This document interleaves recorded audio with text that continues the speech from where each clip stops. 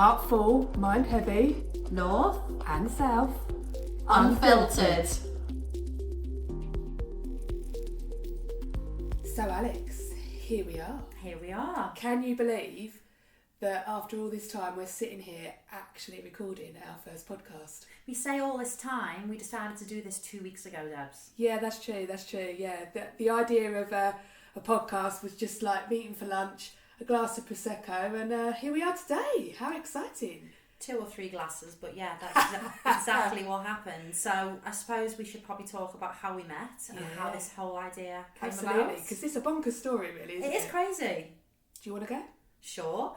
So I have been in the hospitality industry for over 20 years. So I've done most hotel brands. I've been in sales for sort of 15 of those years. So there's not much I don't know about UK hotels. But I got introduced to Debs on a sort of entrepreneurial women in business. It was a Zoom networking session, wasn't it? And there was loads of women on it. Yeah, it was a pre-launch, wasn't it, to meeting up face to face. Yeah, and we got put into a little room together, virtual, and then there was a Facebook group or there was a WhatsApp chat or something, and we got to sort of say a little bit about where we live, what we do. That's right, and yeah. You said you lived in Dartford, and I was did. like, oh my God, where about in Dartford? And then we found out that we lived in the same place. Yep. And I said, that's mad. And we had kids in the same school, and the conversation just went from there. So we then attended an in-person networking event in Mayfair. We actually travelled up together. 2 weeks, yeah, we did. 2 weeks later. Never met before. I picked you up. Yeah. Parked at the station. We had a coffee, had a natter, and then we went to this event in Mayfair. Had a great time. Took about 50 selfies in a mirror. Absolutely, yeah. And it was just, that was it, wasn't it? And then after that, do you not think we saw each other on the school run every day? Yeah, it was bonkers because I literally used to walk past your house every day taking my kids to school. Yeah. Not knowing that was where you lived. Yeah. And now we just sort of pass each other and give ourselves a little hi, have a little stop, have a little chat. It's just crazy, isn't it? That all this time we've lived literally 2 minutes away from each other. I know. And around that time that we actually met, I was going through my assessment for my ADHD diagnosis. So we got talking about mental health, and we realised we had a lot of overlapping scenarios in our home life, which we are going to talk about on a future ep, so we're not going to go too much detail about that right now. But we did realise we had a lot more in common, and I think the reason that Heart Full, Mind Heavy was born is because there's a lot we want to talk about. It's very current, it will resonate with a lot of people. And we've got our own stories. We've both got similar but also very different backgrounds, which have brought us to where we are. And we just wanted a platform to talk about it. Yeah, absolutely. It's been something that I've been passionate about for a long time. Bits of this are going to come out later on, so I don't want to give too much away. But there's been some things that I've dealt with in my personal life with my husband that has been just really resonated with me, that I need to get that story out. And I think it's just so important that we talk about it, don't we? And we just normalise the fact that, these are the things that we are juggling as mums, as parents, as working mums, and all the stuff that goes in on that. And we kind of just have to put on this face, don't we, of looking like everything's okay, but actually deep down sometimes you just want to crumble. So yeah, it's just been something that I've wanted to get out there, and then we just had that little chat, didn't we? 2 weeks ago? Yeah, you said you wanted to write a book. I still do. So maybe we can turn this podcast into a book. Do you still want to call it Married to Mental Health? Yeah, I think I do, yeah. Who knows when we get there, but yeah, I think it's... Because that's how it feels sometimes. Yeah, it does. It's definitely something that's within everyone's life at the moment, and it doesn't mean someone's got to be, lowest of the low depressed. It might just mean someone has a bit of anxiety about a certain thing, or there's neurodivergence in a family, which I can obviously elaborate on a lot.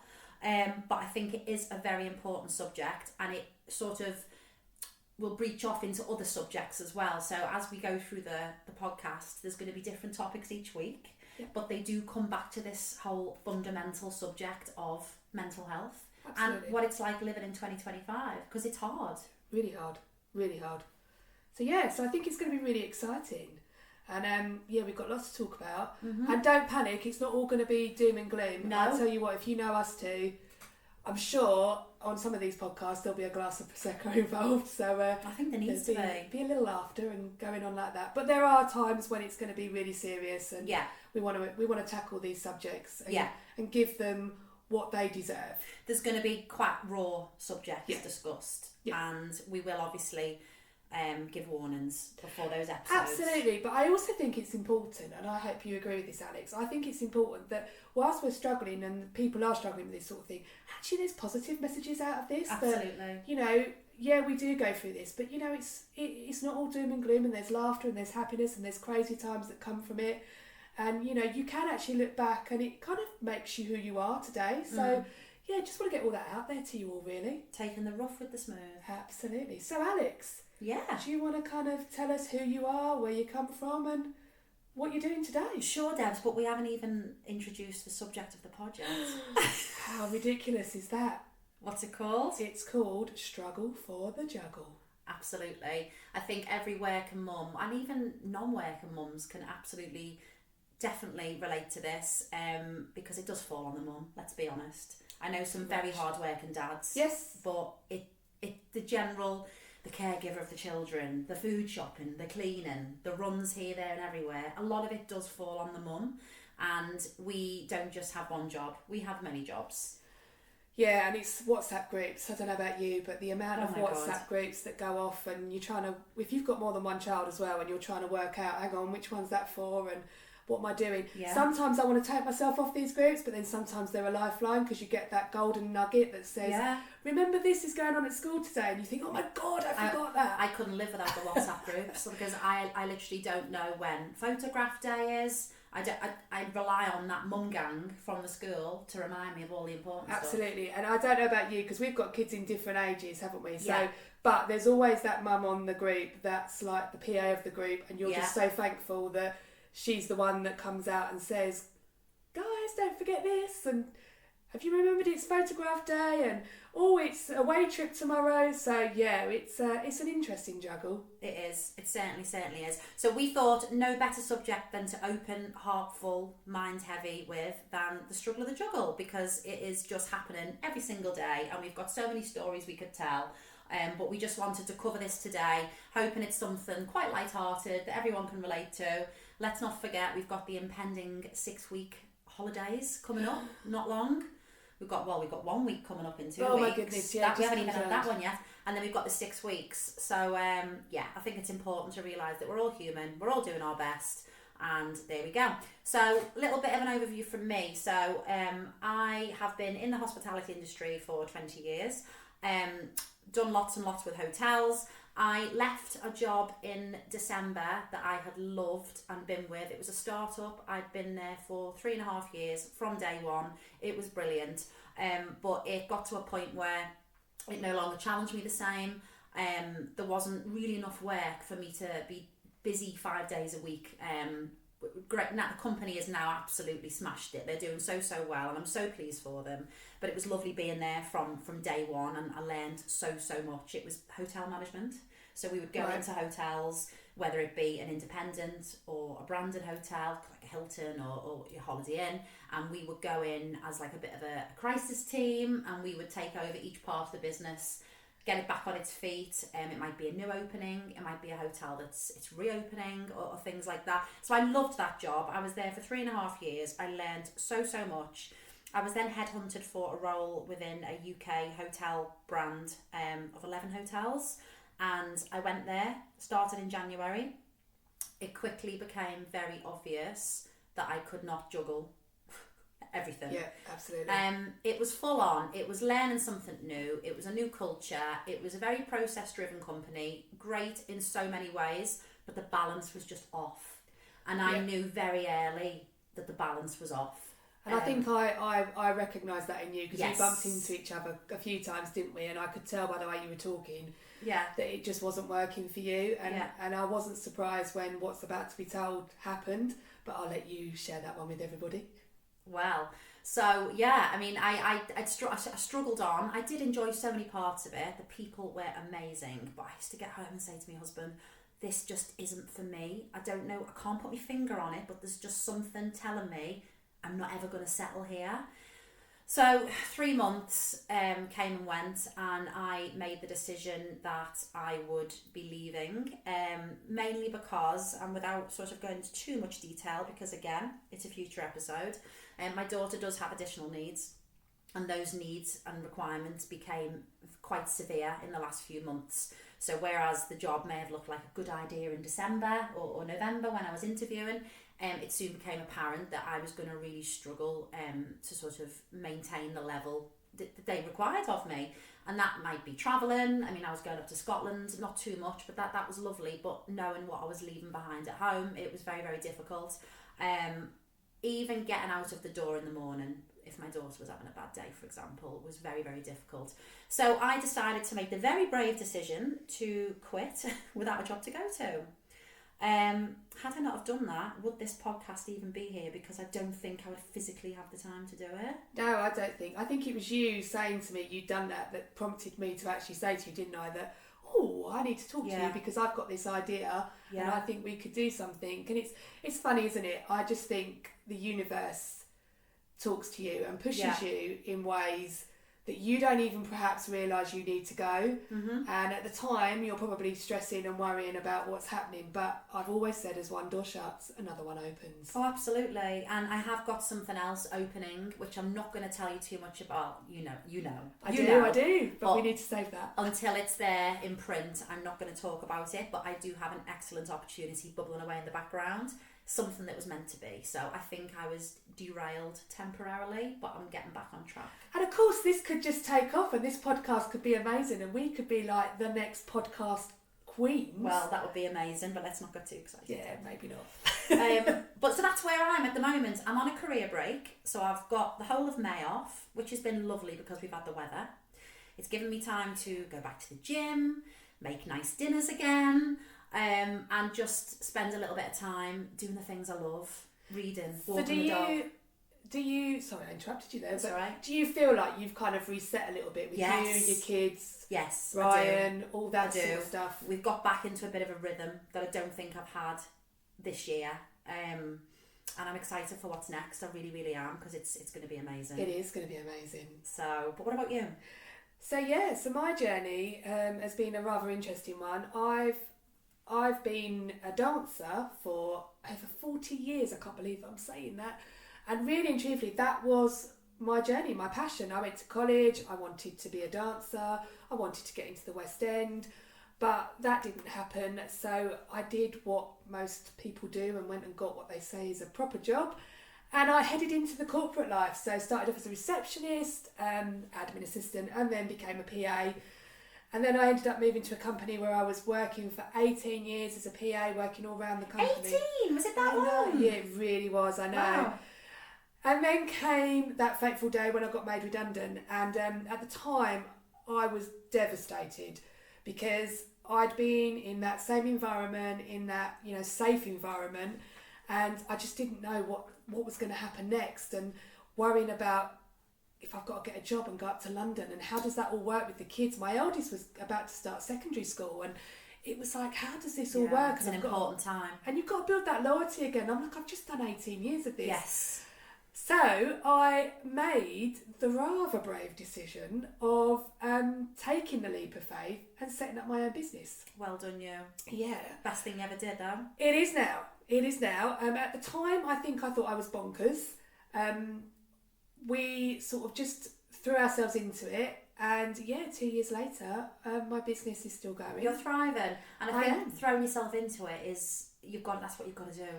Yeah, and of course these topics are all going to come up as we go, but there's an element of I lost my mum in 2017 and that was a tough time because it happened really quickly, very unexpectedly, but in a way that kind of gave me a bit of a do you know, it doesn't matter, I can just do anything now, and it doesn't matter because you never know what's around the corner. Life is too short. Absolutely. So just go for it. And what is the worst that's going to happen?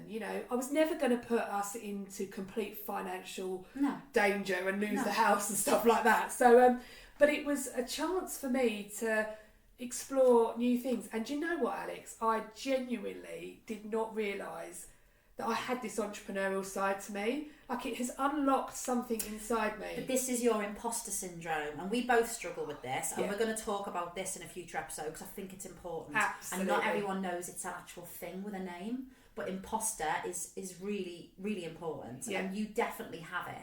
And I think you didn't think that you could do it. And even when you're doing it and you're getting results and you're growing your business, you still get touches of it now. You're like, oh, I don't know if I can do that. Ooh. And I'm like, yes, you can. It's just that imposter monster on your shoulder telling you can't. Yeah, and you know what? Doing it, I would never have met, I wouldn't have met you if I hadn't done it. I know. Because I would never have been on that networking session. I would never have met the amazing people that I've connected with, the amazing groups that are around me. And you know what? I was really pleasantly surprised, because I think when I set up the business, I was really worried that I was going to be entering into this, dynasty, Alexi Colby situation. I mean, that's what mine had been the right name, but you know who I mean. Yeah. And, that real sort of bitchiness. And I could not have been further from the truth. The groups that I'm surrounded with are amazing. So supportive, aren't they? Cheerleading, and you just know that if you're struggling, you can go to them. If you don't know something, you can go to them. So to take that leap has been the best thing I've ever done. And in terms of the struggle for the juggle, when I was in my corporate days, my girls were quite young, so I had all that issue of, my God, I've got to take holiday if it's sports day. Yeah. My youngest was really quite poorly for the first 3 years of her life. She had asthma, and I'm not even joking when I say literally every 2 weeks I would end up taking her to hospital while we were going through the diagnosis. And I did have a conversation with one of my bosses where it they were fantastic, don't get me wrong, but there was this conversation of, look, Deb, if this continues, we're going to have to start looking at you taking holiday. And it's like, my daughter's not well, what do you want me to do? But also, I've had this, but when you're in it, you actually feel bad and guilty. Oh my but God. When you look back, and we're going to cover some sort of anecdotes from our past in a little bit about how we've coped with that struggle, but it's only now, as older women with more experience, have I just said older? Oh God. Yeah, thanks for that. Older women, it's only now that we look back and go, I can't believe I gave them that much of me. I can't believe I put that first. I can't believe that was even important. And in fact now, one of the biggest things for me with working with the clients, and people always say to me, what's your ideal client? And I can't actually sit here and say to you, they're this gender, they're this age, they're this. What's important to me is that we connect and we have a great relationship, but they understand my kids come first. Yes. So if something happens and I have to drop it and I have to go, that is what I'm going to do, and that is what's important to me. And that's what's important to the kids. They need to know, they need to feel safe and secure. And I think given today with all the stuff that's going on, it wasn't like that when I was at school. We need to make our kids feel safe and secure, because it's a scary world out there with all the social media and all that lot, which again is another topic. Episode. Oh my God, we're going to have so much to Not talk too about. many spoilers. But no, you're right, and I just think that it's so important that we're also setting that example of the hard working mum. I know that my mum she was pretty much a single mum. Something else we're going to cover in a future episode. My dad wasn't the most present, so my mum was the breadwinner. She was doing everything for me. I've got a very strong work ethic because of my mum. It wouldn't sit right with me to not be a grafter. Same. And to not have even at the moment, I'm having a lovely time being off work, but the kids are like, are you just at home today? And I hear them say it and I'm like, not for much longer, kids. But at the same time, they want me at home. But I think it's good to have that balance. But how do you get that balance? Like, what needs to give? Because, I don't know, I think I sent you a clip. I was been watching Motherland this week. Motherland, one of my favourite series ever. I could just binge and binge and binge. And there's a little clip where Julia is talking about a new job promotion she's going for. And she's so unsure about doing it, and she says to Meg, one of the school mums, she says, at the moment I'm only managing to do my job and entry level mothering. And that was so powerful. I was like, oh my goodness, this is how I felt the first 3 months of the year. I'm doing the job, probably basically, but I'm very basic entry level mothering. Yeah, and it is really difficult, isn't it? And you know what, I will be absolutely honest, and I think this whole philosophy of you can have the amazing career and also be this amazing mum and run them both at really high level, I think it's false.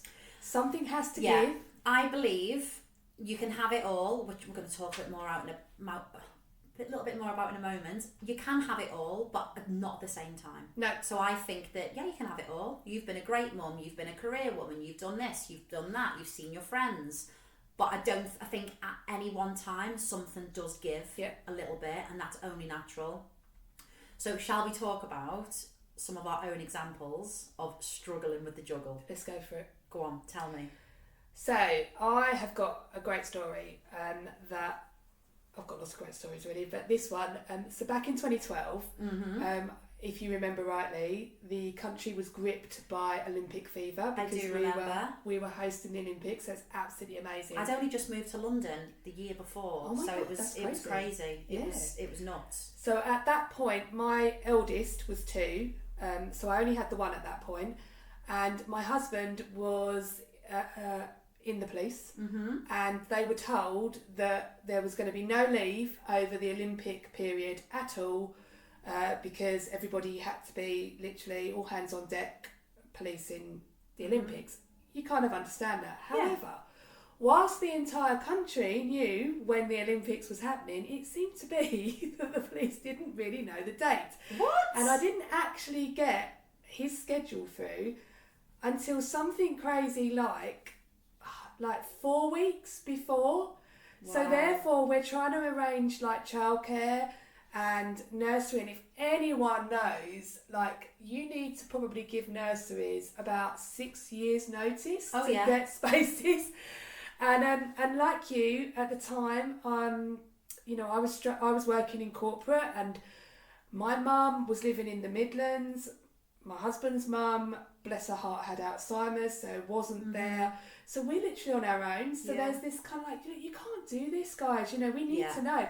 So that was really stressful. Now, we did make it work. Of course we do, because we all have to. You have to, yeah. But it's like, why do we have to have this stress on our shoulders? You know, surely this could have been sorted out, because, like, come on, the whole world knew probably about 5 years before that we were having the Olympics. I can't believe that was even a thing. So I moved to London in 2011, February, so over a year before the Olympics, and I was working in a big 800-bedroom hotel in central London, well, sort of Tower Bridge, so kind of central.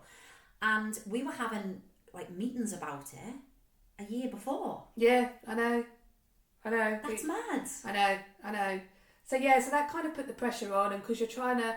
And also it's really hard when you have somebody in that kind of role, so that emergency services role, because look, you don't want to get into a situation where your job's more important than my job, but ultimately it kind of at was. that time it was. So, and it's like, but my company were going to go, not to us, it wasn't them, but it's like, but how, you know, he kind of had the trump card. And, you know, he at the time was the breadwinner as well. So yeah, it was really difficult. I mean, we got through it, but it's just like all those little things that you think if you didn't have those, life would be so much easier. Yeah. So this is what shapes us, though. No, this is how definitely. we become these stronger, wiser mums, because we go through those times. Yeah. Oh God, I mean, this is quite bad actually when I think about it. So in 2019, so it was right before COVID time, my daughter trapped her finger in a door so badly she had to have her whole finger reconstructed. Ouch. Yeah, awful. So my son was about 10 months old. My daughter was not even 3. No, she was not even 4, sorry. So she was just sort of 3.5, nearly 4. And she had to go up to the Evelina in London, which you know, you've been there recently. I do know, yes. So she had to have an operation. So basically this is how it started. She traps her finger. I take her to A&E and they say, oh, she needs plastics. And I was like, okay, where's that? And they were like, no, not here. This is urgent care. You have to take her to the Evelina of London. I was like, now? And they were like, no, you have to go tomorrow. So I'm thinking, I'm working full time at this point. I was at Champneys at the time, and we were hosting a box for clients at Lord's Cricket Ground, and I was the only one doing it because my colleague wasn't able to come down from up north. So I knew that I was hosting about 20 clients in a box at Lord's the next day, and I was like, I haven't got to be there till 5 o'clock. I was like, what time can I go to the Evelina? They were like, be there at 8 a.m. I was like, brilliant. So I go home in my fancy jumpsuit, got my hair slicked back, got not much makeup on because I thought I'm not going to be wearing makeup to go to the hospital, but I can do that later. Anyway, managed to get there, and it went on and on and on. She didn't get a bed on the ward until 2 p.m. Crazy. And then they were prepping her for surgery at 3:30. My event's at 5:00. Oh I mean, my God. just so you know, I would never do this now. By the way, this is 6 years ago. Like, I've changed a lot since then. Never would I have put my career on the same level as my child. But at that moment in time, I was employed. I was in the corporate world, and that was just what I had to do. I thought, how am I going to juggle this? So my husband was working that day, so he'd come to the hospital, and we basically tag teamed. So I got as far as taking her down to surgery, putting that awful gas in her mask on her, where they knocked them out with the, the general. Oh my God. Holding the mask to her face. I've got my scrubs on. I've got my hairnet on. In your fancy jumpsuit. Honestly. And then I was like, right, literally high-fived my husband, and I was like, right, tag team, see ya. I'll be back before she's discharged. And I literally hot-footed her to St. John's Wood, where the Lord's is. Yeah, I think so. I want to say there. I don't know. Done my makeup on the tube, put my heels on in the underground toilets, went to Lord's, literally walked into the box, and half my clients were there. I was like, sorry guys, I've just had to put my daughter into surgery. They were like, why are you here? And I still think about that now, and I think, why was I there? Because I put my job first, because I put my clients first, because I was in sales. There was no one else to host that event, and I thought, well, I'm going to have to do it. At least my husband is with her. Yeah. And then we had the drinks and we watched the cricket, and it was all great. And then I got a text off him saying she's getting discharged. She's awake. She's getting discharged in an hour. And he sent me this video of her eating a chocolate muffin. She was so hungry because she'd been starved all day before surgery.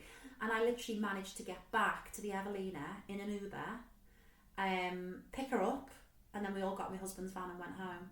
And that was an example of the struggle to juggle. Like, it shouldn't have been a struggle. It shouldn't have been a juggle. It should have just been my daughter came first. But you do these things, and then you're like, yeah, absolutely. I'm not doing that again. And I would never, ever do that again. But at that moment in time, I felt like I had no choice. Yeah, and I think if you heard that story from someone else now, you'd question it, wouldn't you? You'd sit there and go, what? You are.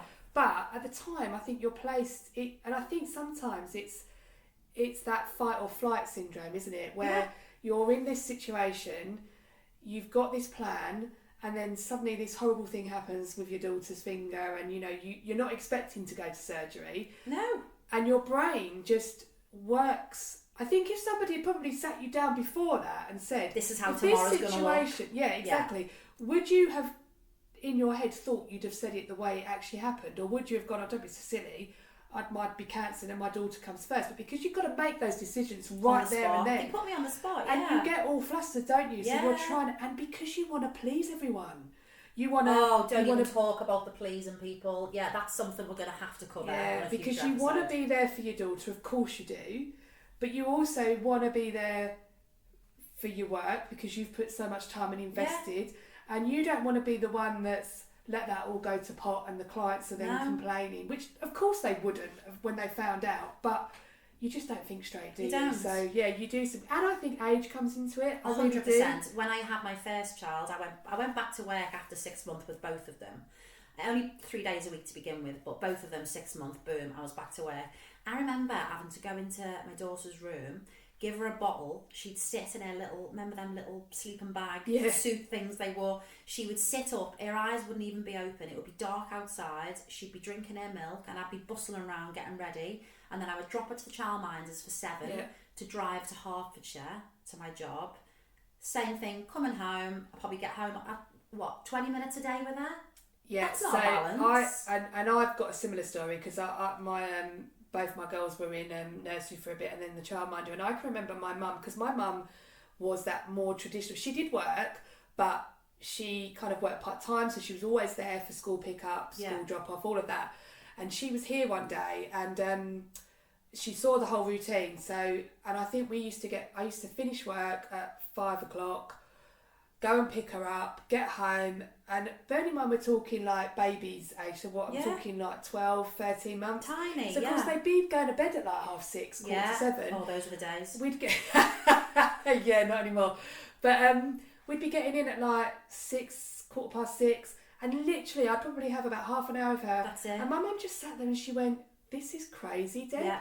And I was like, "But this is what we've got to do," because at that moment in time you think it's your only choice. Yes. And COVID's changed a lot because massively. Flexible working had to become a thing. Yeah. And I know that some companies are pushing back, but it still is a thing for a lot of jobs.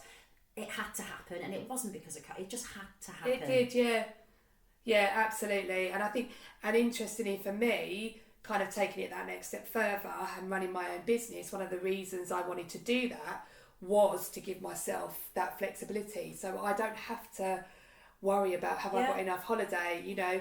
I mean, don't get me wrong, I have to think about my clients and I have to give them notice, of course, but you know, I'm not sitting here stressing over the fact that I've only got X amount of days holiday and oh my goodness me. And I've got to be online for 9 o'clock. Exactly. Yeah. I can do the school runs, I can be at the, you know, the assemblies or the productions or whatever it is, but we can do that. So, and that's one of the things that's so important. And my girls, actually, I think I've seen a change in them because they know mum's here. They know mum's going to be there. They know that whatever happens, if they're not well, it's not, oh, hang on a minute, oh, I've just got to travel back for an hour to get there. Exactly. It's like, yeah, don't worry about it, I'll be there in 10 minutes.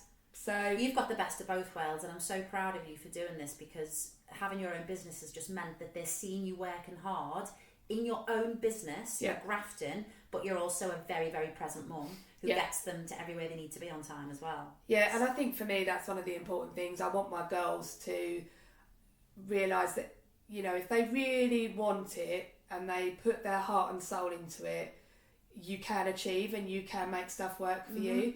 And I think that's important. I think we've got to, you know, especially with girls, look, I don't know, I've not got boys, so I can't comment on that. That's something obviously you can talk more of.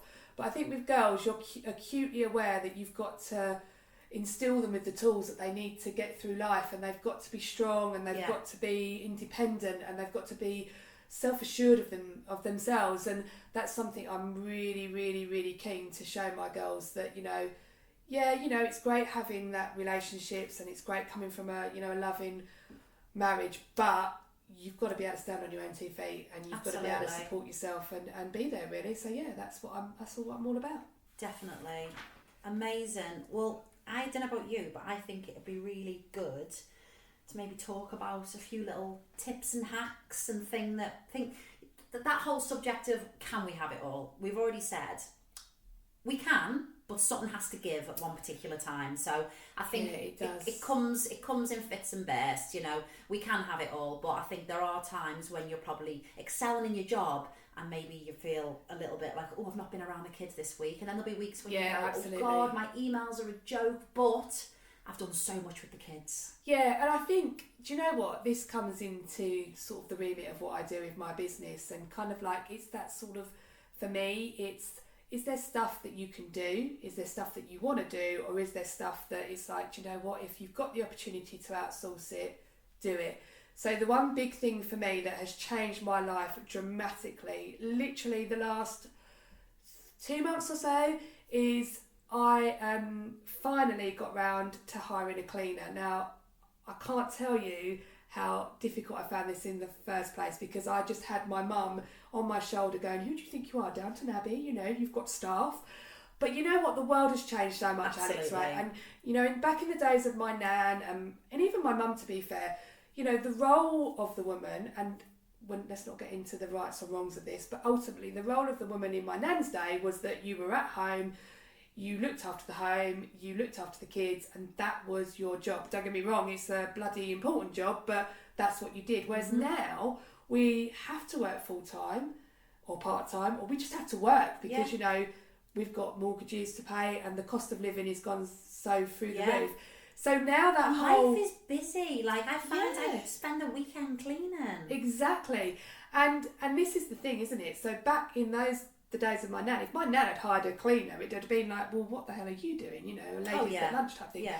But now, actually, it's normal. It's normal. And me focusing on resourcing that time into somebody that can come in, and also I'm providing, you know, somebody's business with income. You know, that person has set up a business. Absolutely. That's what they want to do.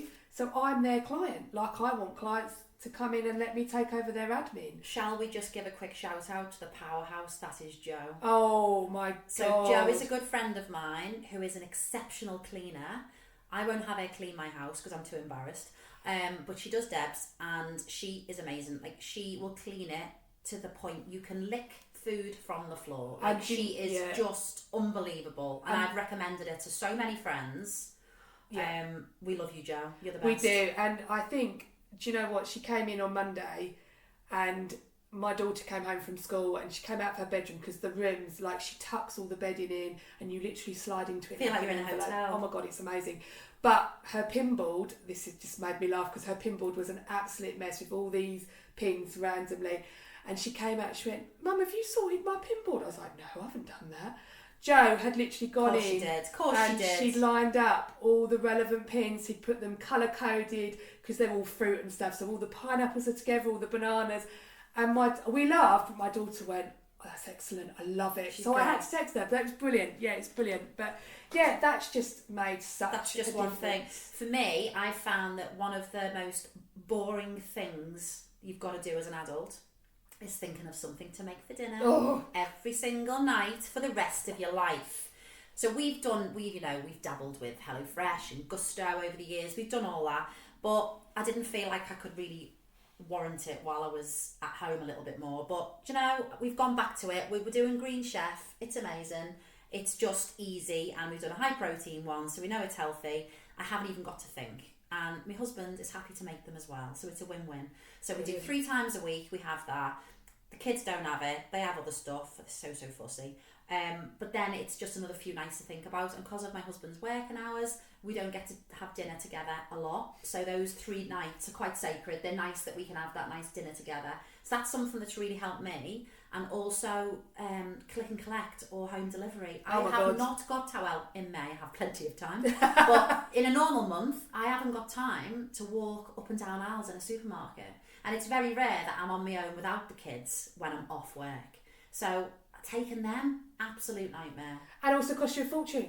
Because I don't know about you, but I'm rubbish and my kids always swindle me, and I come out thinking, how the hell have I got all this stuff that I don't need? Yeah, things will just appear in the trolley as I'm going round. It's all the bad stuff. I am completely with you on the whole click. Yeah. I don't do click and collect. Oh, I love it. I take it. And they're so friendly.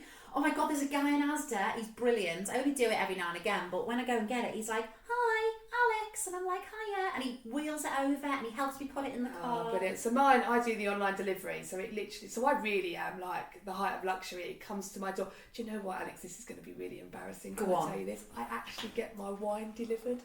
Well, I stopped doing that when I got the 6 for, the 6 bottles for 25% off at Asda. And because they don't give bags anymore, they just dump the crates at you. And I'm running back and forth like a psycho trying to get everything dumped out onto breaking eggs, busting bags of things open. He just plonked down 6 bottles of Prosecco on my front mat. And as I'm in the kitchen, trying to get everything out the crate, there's just loads of people, I live on quite a busy corner. There's just 6 bottles of Prosecco on my doormat. And I'm like, oh God, I think I'm just going to go back to buying them in person because that's embarrassing. Yeah. But no, it is good getting it delivered because it's the heavy stuff as well, isn't it? You haven't got to worry about pushing it around a supermarket. So all these things really, really help. And if you can just make one small change, if you're a mum who is really, really struggling and can't fit it all in, I honestly think that if you can just change one thing, it doesn't have to be anything major. It can be like, don't go to the supermarket this week, get it delivered. Yep. Order it in plenty of time. I also find that doing online shopping is cheaper because you're not just throwing things in your trolley. You can see what your basket costs, you can see what you're putting in there, what quantity you've got of everything. So I honestly think that even that can really change. And you don't get the shiny new thing syndrome, don't you, where you see this new bargain and think, I'll just try that, I'll just put that in my trolley. The middle a little. Yeah. Going for some fruit and veg. I went in for some strawberries the week and I came out with a handheld dupe of the shark hoover. I literally went to buy strawberries. Anyway, yes. So, moving on. Yeah, I just think that while we've got all this, keeping on top of the house, keeping on top of our careers, being the caregivers for our children, so important that we carve out time as adults as well. Yeah. If you're in a relationship, carving out time together as a couple is so important. And I think, so for me, this is one of the things that's really hard for me and my husband because we don't have grandparents that we can just call up. Yeah. So literally we've probably, what's my oldest now? She's coming up 15. So we're now at a point where actually we've got a bit more freedom because they're able to stay at home on their own for a little bit, so it's not too bad. So I'm just waiting for her to babysit mine, to be honest. Yeah. But up until that point, like, we've probably not had any free time together because it's such a chore to arrange babysitters that you just don't do it, do you? You don't. And suddenly you probably realise that you've not actually been just the two of you for like years. So it is important that that you do that. And that's if you want to spend time together. Some couples are happy being passing ships, don't get me wrong, but this is true. But even carving out time with your friends or on your own. Yeah. So what do you like? What do you find really resets you? Oh, dance, without a doubt.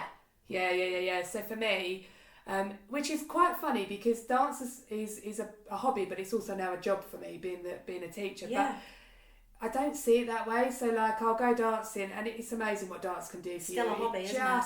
Yeah. You know, you just lose yourself for that time. You're just in that moment, and it's like anything. It's exercise, isn't it? So it's all that endorphins. The endorphins, it's the movement. So it's so good for your mental health. Absolutely. Well, I took the opposite of you, moving around and doing your leg kicks and being all flexible. Oh, not these days. I'm at my happiest on the sofa with my emotional support blanket and my book. Yeah. That is literally what I do to make myself feel good. Let's tell everyone what books you read. No, I'm only thrillers at the moment, but I'm on book 28 this year. Yeah. So I've set a target. I think I told you I've set a target for 100 books this year. My daughter told me with her incredible maths, I have to be reading 8.5 books a month. I'm only reading 6 books a month at the moment, so I need to catch up. Blimey, alright. I don't even think I do a book a month. but it's literally it's going to the gym. I've got back into the gym. I'm trying to do 5k a day, which to some people is probably like a small stroll, but for me it's a lot. And I'm just trying to just reset my mind a bit, just getting ready for what's next in my career.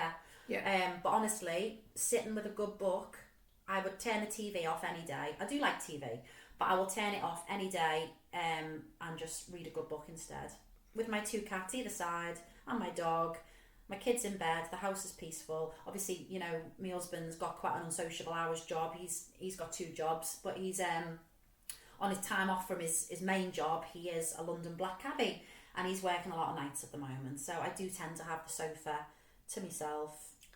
Nice. Yeah, no, it is nice. So how would you say that you keep sane with all of this juggle and struggle and everything that's going on in your lives? Venting to friends. Yeah, so important. Prosecco. Yeah. And a sprinkle of meds now and again. Never hurt anyone. Which we'll talk about later. We will. We're gonna cover medication on an episode, but I just think that it's being around people that make you feel good. Like every time we catch up, it's lovely, isn't it? And I've got some really. I think when you get older, your circle gets smaller, and I've got quite a small circle now, but I trust them all with my life, and I know that I could call any of them. It's not about how many friends you've got. It's just about having those people that you can trust and call and just have a drink with and just put the world to rights. Yeah, that is so important. I do agree with you, and just taking that time for yourself as well. I sometimes just like to. I'm not good at doing that. Are you not? No. See, I quite like sometimes just to take myself away for 5-10 minutes. Excuse me, and I will listen to like some breath work. Yes. Or a podcast. Sound baths or a podcast. Yes. And just to kind of just chill and just sort of, and I like my bedroom to be a sanctuary because I can look out over the field with the trees and I just sit on my bed, and that kind of just gives me that moment of reset. So yeah, that's there's lots of things we can do. Yeah. So yeah, and also just I'm also a bit insane, and I quite like being a bit funny and, you know, and not taking myself too seriously. Oh, you can't. You absolutely can't take yourself too seriously. So I guess rounding up on what has been such an interesting conversation. Yeah. What's our next steps? I mean, next steps for me, I am waiting for this confirmation of this next opportunity, which I'm super excited to. It's a bit of the unknown at the moment. I don't know when I'm going to be working. I don't know all the details yet. So I'm trying to carve out time, as we've talked about. I'm trying to enjoy this. Because I know that I won't get this time back, and I'll go, oh God, why didn't I enjoy May a little bit more? Yeah, do, because I think sometimes it goes so quickly, and make sure you do take that time. Yeah, so for me, I'm just kind of pushing my business forward. things have changed a little bit. So you've had some news this week. I have had some news this week, which is going to change some things, which was a bit of, no, it wasn't a shock, that would be a complete lie. I kind of knew it was coming, but my first client, I'm going to be moving on from them because they've grown to sort of a corporate level, so they now need to have full-time PAs in place, which I knew that was going to happen, but you know, they're the ones that gave me the break and the first chance, so it is sad. But they've been really, really, really, really good about it, and we're probably looking at about sort of 2 to 3 months down the line that I'm going to be winding up with them. But, you know, one door closes, another opens. I had a chat with another client today, and I think some hours are going to increase there. Brilliant. We've got this podcast, so who knows we do have this what podcast. that's going to lead to. I'd like to do a bit of public speaking. Oh. There's the book we talked about. So there's lots of ideas that are in the pipeline, and it's just going to be busy, busy, busy. Sounds good. Brilliant. Well, we look forward to seeing you all next time on Heart Full, Mind Heavy, North and South Unfiltered. Take care, everyone. Bye.